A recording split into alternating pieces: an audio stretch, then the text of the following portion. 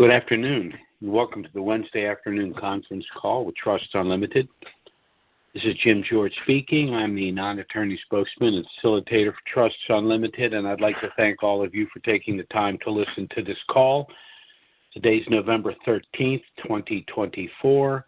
There's a lot going on. This is going to be a little bit of a shorter call today, largely because we're just absolutely swamped with contacts, and there's just a lot that we have to do. I'm a little bit behind. I apologize for some of you if I haven't gotten right back to you, but we're trying to take these things in order unless it's an emergency situation. But I will be back on the phone as soon as this call is done. So let's go ahead and get started. First, by way of disclaimer, Trusts Unlimited is not the purveyor of the dinar and these other currencies. We're not advocating either the sale or purchase of these currencies, but as rather substantial currency holders ourselves, we're sharing with you the information to be most relevant. That's the last time that I will ever issue a disclaimer with regard to the dinar. We've been doing this for 15 years. I've been saying this every week for 15 years, but I'm not going to be saying it anymore. As far as I'm concerned, we've reached the point of no return. It's no longer a secret. I do not consider the Iraqi dinar to be a quote-unquote speculative investment, and I'll get into that in a little bit more detail here. The window for the reinstitution and what I discuss here is my opinion. There's a lot of discussion about December 10th as the date for an actual date that's being discussed for the reinstitution of the Iraqi dinar. They call it Victory Day. The date of December 10th was the date that they had victory over ISIS, which was, of course, the terrorist organization that was involved in activities in the Middle East for a few years. And that date, December 10th, in my mind, all the way through the month of January of next year, is the window, the time frame where I think we're going to see the reinstitution of the Iraqi dinar. So I'm not saying it's going to be December 10th, December 31st, January 5th. I'm saying, it's my opinion, it's going to be within that window. And for that reason, there's no longer any reason for me to issue a disclaimer at all. Before I get into this, I do want to mention one other thing. President-elect Trump has scheduled a meeting with Prime Minister Soudani as soon as possible. Now, this is being done for a number of reasons, in my opinion, but I think one of the most important issues is, of course, the reinstitution and revaluation globally of the Iraqi dinar. It's estimated that the United States may hold as much as 5 trillion dinar. And I think the timing is good from the standpoint of the country for this reason. If, for example, the reinstitution and revaluation of the Iraqi dinar had occurred 2 years ago, and from our own personal perspective, we would have loved to have seen that. But what that would have meant was that the federal government, under the Biden administration, would probably have taken that money and spent it as unwisely as they've spent the $7 trillion they printed over the last 4 years. But let's assume that the reinstitution were to happen anywhere from the 10th to the end of January. Well, of course, the inauguration of Trump will take place on January 20th, and 5 trillion dinar, let's say $4, is a substantial amount of money. And what I think Trump administration would do with that money is two things. I think that they would use some of that money to spend down the national debt, and the interest on the national debt this year will exceed what we spend for our national defense. So the national debt is a national security issue. I think he would strategically utilize the rest of that money to invest in a variety of ways that would give the American people return. For example, substantial increases in the amount of petroleum that would be produced that would make us petroleum oil dominant globally. reduce inflation, and do a lot of other very good things. So the timing of all of this seems to be very interesting. But let's get into a little bit about what's going on in Iraq. There was an important meeting between Prime Minister Soudani and President Barzani of Kurdistan. The three topics of discussion were the Article 140 of the Constitution that had to do with the de-Arabization of Kurdistan, and it seems that had gone very, very well, and they're going to reverse that because they no longer have the issue that they had 20 years ago. They also discussed the National Investment Law, which has to do with the investment terms for foreign investors. So they're very bullish on the fact that they want to continue to bring foreign investors in for a variety of reasons. And last is the final passage of the HCL, which of course is the citizen profit sharing for oil revenues. And I'll get into that in a little bit as well. We also see progress in the banking reforms. They are implementing the international standards and practices, and they're going to end the United States Treasury as an intermediary for bank-to-bank transactions internationally. Now the banks within Iraq will be dealing directly with international banks rather than utilizing the U.S. Treasury. So that's critical as well. Last, of course, is the private sector growth. We see the issuance of the banking cards for electronic transfers and citizen instructions for both personal and business loans. So everything's moving in the right direction. They're resolving all of their issues from the past with regard to the meeting between Soudani and Barzani. They're completing and consummating all of the banking reforms necessary for international banking transactions, and they are growing their private sector. So, in summary, we see also trade agreements with other member nations within the World Trade Organization. They've already got in place the currency swaps and international contracts to rebuild their infrastructure. Their IMF loan has been paid off. Iraq now has over $100 billion in U.S. dollar reserves. They have over 150 tons of gold. They're currently producing about 4.5 million barrels of oil a day at a price above $70 a barrel, and they've begun construction on a very important port. It's an ambitious construction of the Fa port, which will probably be the largest port in the Middle East, one of the largest ports in the world. And because Iraq is strategically located between the East and West, the Fa port will be a major, if not the major hub for trade between the East and the West. They anticipate that they will need 150,000 employees just to manage that one port. So when we look through at all of this,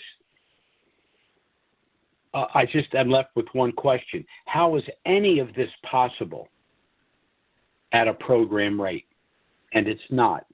So that's why I said the window from December 10th, which is the Victory Day in Iraq, to sometime in January, we should see the reinstitution of the Iraqi dinar and the funding, not the planning and initial implementation, but the funding of all of this with the new national currency. There's not much more to say about that. For those of us that have been involved in this for a year or less, you've been very lucky. You've been asleep at the switch, and you managed to find out about this investment in the 11th hour. For those of us that have been involved in this for 5 years, 10 years, 15 years, 20 years, it's been a very long slog. It's been very frustrating. It's been 2 steps forwards and 1 step back for 20 straight years. But I think we've reached the point of no return, and I think we're all going to be in the banks very, very shortly. Now, Trusts Unlimited got involved in this, not to reiterate information that you can glean from a number of sources if you really want to do your homework, but to explain our trust package and how it would work. And very briefly, for those of you that maybe you're listening for the first time or the first couple of times, have not contacted us to get our initial package, I want to review that package with you. Before I do, once again, I want to apologize for those of you we've not gotten back to of the last week or so. We're getting easily over 100 calls a day. We're moving as quickly as we can. When we get on the phone with an individual, they always have a lot more questions, and we like to assist them and try to answer all of their questions. So we're just going through it person by person, and I'm going to get right back on the phone, and I'm going to do the best I can to respond to every single person that's contacted us by the end of this week. But by establishing this trust package, whether you're a denarian or not, there's a lot of benefits that are going to be important. First, the trust package provides privacy and anonymity because assets within such a trust package are sealed. No one will know your net worth or your actual holdings. Second, by establishing such a program, you're going to avoid IRS scrutiny, largely because the business transactions will occur within the trust. The trust operates with an EIN number. You operate with a Social Security number. The other issue is the IRS likes to go after the low-hanging fruit. So they would rather avoid a rather sophisticated trust package and deal, frankly, with your lunchbox that just files a standard return that's easily understood. The third thing is pre-RV gifting. With this trust package, because of the special sub-trust within the package, you can not only gift currencies to family and friends prior to the revaluation in order to avoid the federal gift tax, but you'll also be able to control the post-RV proceeds through this trust sub-trust within the package. Now, for most individuals, they're fine to give the currency to the individual to exchange for themselves or giving them the lump sum after they've done the exchange, so long as they've provided or created the gift letter pre-RV. But there are individuals, and a number of them that have contacted us, that want to give currencies to certain individuals, but for a number of reasons feel the individuals cannot handle the post-RV lump sum. Well, with this gift sub-trust, you're going to be able to gift the currency pre-RV, you're going to be able to avoid the federal gift tax, and you're going to have control of the post-RV proceeds for the benefit of these individuals. This trust will also allow you to avoid the cost and delay of probate and the federal estate tax. By avoiding probate, not only is the time issue gone, and you're going to be able to immediately transfer the assets to the named individuals, but because there's no probate, no one will know who inherited and how much they inherited. By avoiding the federal estate tax, you're saving your heirs, hypothetically, a lot of money, because the federal estate tax can be as much as 65% of the entire estate, in excess of $12 million. Then there's the asset protection, both pre- and post-RV. Pre-RV, this trust package will allow you to avoid something called the Uniform Fraudulent Transfer Act. Basically, what that means is you have 10 million dinar, you transfer them out of title to your trust. The currencies, let's say conservatively, revalue for $1. That's $10 million. Can you be sued for $10 million? No. Why? Because when you transferred the currencies out of title, they were only worth $10,000. So you cap any potential civil loss to the value of the currencies at the time of the transfer, not their ultimate value. Post-RV, there's a benefit I like to refer to as segregation of assets. This protects you from future bad acts after you've acquired this wealth. The very simple explanation is this. By placing each asset, homes, cars, boats, etc., in their own separate sub-trust, if any of those assets get involved in litigation, the litigation can only involve that one asset because the other assets are in separate sub-trusts, which under the law are separate legal entities or persons. So this trust package protects you both pre- and post-RV. Now, this package has an initial cost of, depending upon how you pay for it, anywhere from $2,500 to $3,000. This was the simplification of a rather sophisticated trust package that we've utilized in the past for our more affluent clients, a package that had an initial cost of anywhere from $6,000 to $10,000. But by mass marketing this trust package to denarians, we've been able to reduce the cost to $3,000. Pay us up front. We'll discount the price further to $2,500. We even have a deferred payment arrangement. You make an initial payment of $525 and then pay us $100 a month for the balance of the $3,000. So anyone that has currencies and understands the need for establishing their trust prior to the evaluation of these currencies would be able to afford to do so. Now, if you'd like to get our initial package, you can contact us by email or by phone. Our email address is trusts with an S, unlimited LLC @gmail.com. That's trusts with an S, unlimited LLC @gmail.com. Or you can contact us by phone, 307-274-4122. That's 307-274-4122. Contact us by email or by phone. We'll be happy to get our initial package out to you. I strongly suggest that you review the package, and if you wish to proceed, do so quickly. Time is running short, thank God. Again, we've been through this for 20 years for some of us. We've waited. We've been patient. We've been frustrated. There have been a few occasions when we thought it was going to happen, and for reasons that we now understand, it couldn't happen. But that's all changed now. We're in a very good place. Iraq is in a good place.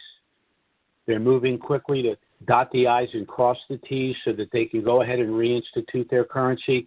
We're going to have the proper administration in place, both nationally with regard to the management of the currencies held by the Treasury and with regard to how we as American citizens will be treated with this wealth.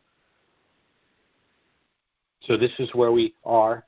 We're at the end of the road, I believe, and very shortly, in my opinion, we're going to be making the harder decisions about how to manage this money.